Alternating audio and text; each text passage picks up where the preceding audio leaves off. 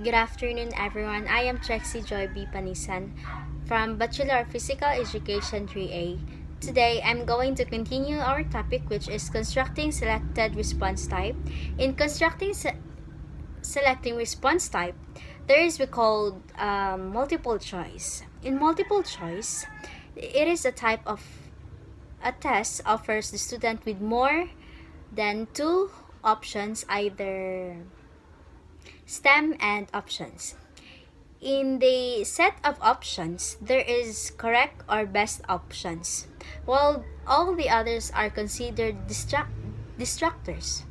The distractors are chosen in a such way that they are attractive to those who do not know the answer. So, ang distractors makabantay mo anang mag-answer mo nga kanang murag curious na kay ka nga hala murag mao man gyud ning answer, di ba? Murag ana bitaw murag kung di pa ka kung ikaw nga wa ka nag-study, ikaw gyud makaingon gyud ka nga hala murag kuan murag gina-distract lang bitaw ka nga mao nang answer pero dili da ito kana murag gina hatagan ng kag kuan ba kanang pero pare-pareharas lag answer pero naaray something different ana mao na siyang kitawag nga distractors.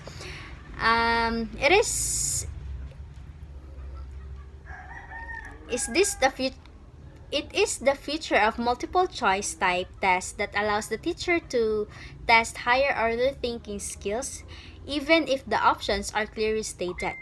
As a true false items, there are certain rules of thumb to be followed in constructing multiple choice test.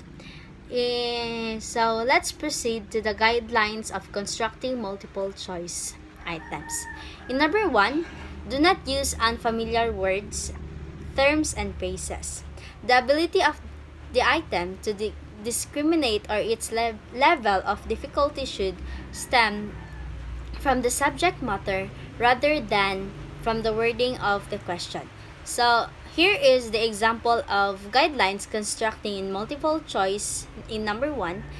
What would be the system reliability of computer system whose slave and peripherals are connected in parallel circuits and each has one known time to be failure probability of 0.05. So the answer is that a student completely unfamiliar with the terms slave and peripherals may not be the answer even if they knew the subject matter of reliability.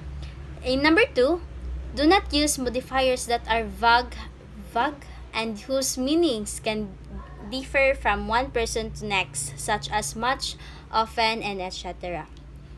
So the example for this is much of the process of photosynthesis takes place in the blank. So there is a multiple choice given below to the questions.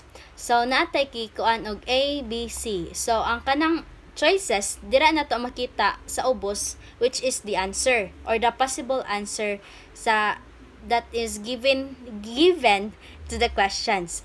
So here is A, which is the bark, B is leaf, and C is stem.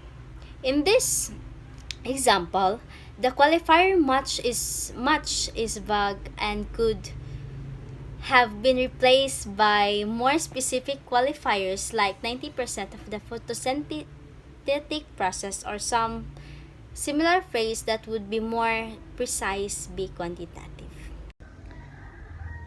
Good afternoon, everyone. I am Abigail Isica Blanca.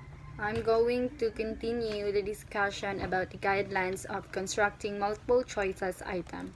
So for number 3, avoid complex or awkward word arrangement. Also avoid use of negatives in the STEM as they may add unnecessary comprehension difficulties. There are examples such as poor and better. For the poor, as President of Republic of the Philippines, Corazon Cuanco Aquino would stand next to each President of the Philippine Republic subsequent to the 1986 EDSA Revolution, while the better is who was the president of the Philippines after Corazon C. Aquino.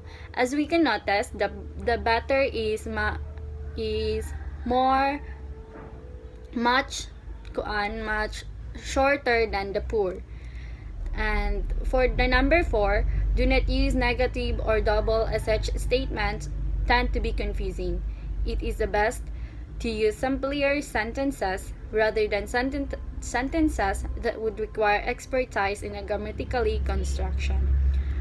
And we can notice that there are differences between the poor and the better example we can see in our slides. Each item should be as short as possible, otherwise you risk testing more for reading and comprehension skills. For number 5, the structures should be equally plausible and attractive. So, sa mga choices gyud nato, kung ma-notice nato nga naa gyud mga distraction ana para kanabitaw malito ta sa ato ang mga choices. Like, para sa example, the shorter story My Days Eve was written by each Filipino author. Ang choices kay puros mga Filipino authors. So, ginapalito nila ang ilang mga readers para maglibog jud kung aha ang correct nga answer. Also, ma-notice nato kung mag-take tag mga exam jud, diba? Na gyud na multiple choice danha, like padulong sa A, B, C, D, ana, say maabot sa A, B, C, D, E, F, ana. Makita yun nato sa olahi nga na none of the above, all of the above. Mo na siya, pero not all the time nga mogamit ta ana. Pang distract na siya sa ato ang mga readers or sa mga answer sa ato ang question. That would be all. Thank you. Hello everyone, I am Rainy Pearl Esochea and our topic is all about constructing matching type of test. What is matching type? The matching type items may be considered modified multiple choice type items where the choices progressively reduce as one successfully matches the items on the left with the items on the right. Guidelines for constructing matching type of test. Here are some guidelines to observe in the formulations of good matching type of test. First, match homogeneous, not heterogeneous. When we say homogeneous, which means similar, while heterogeneous consisting of dissimilar.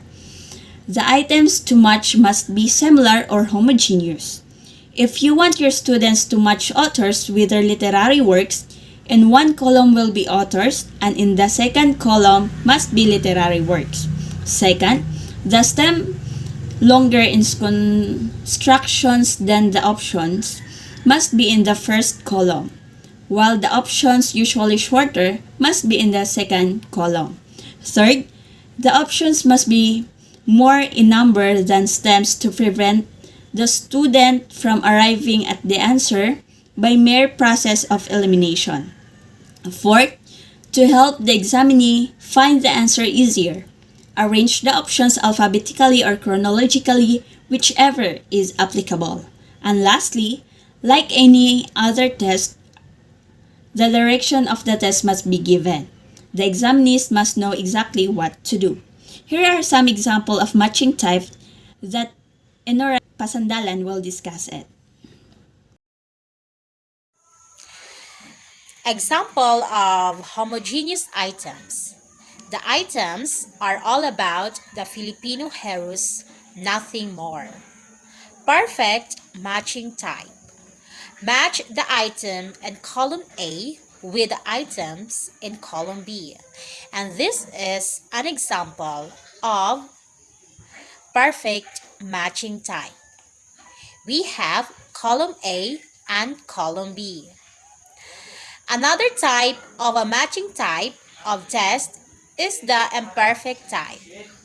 Below is an example of an imperfect matching type of test. Imperfect because the answer may be repeated, and so like an unfaithful husband or wife can pair with one other than his or her lawful wife husband. In column 1 are work and writing in American literature, and in column 2 are their author. Write the letter of the author which corresponds to his works on the blank provided before each author. In some case, an answer may be repeated, and this is an example of matching type of test. If you intend to make use of this imperfect type of matching test, make sure you indicate so in the direction to caution the students who usually think that an answer may not be repeated.